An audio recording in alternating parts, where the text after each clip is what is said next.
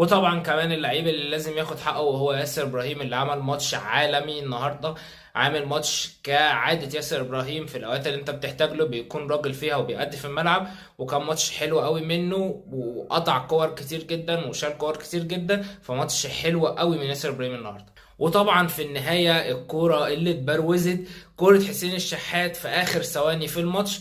انا مش فاهم انت رايح معاه بتعمل ايه، يعني انت رايح وكنا 3-1 ولا 3-2.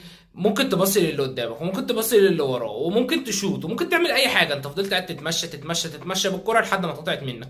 ايه اللي انت عملته ده؟ انا مش فاهم والله العظيم، يعني ايه ده ايه ده.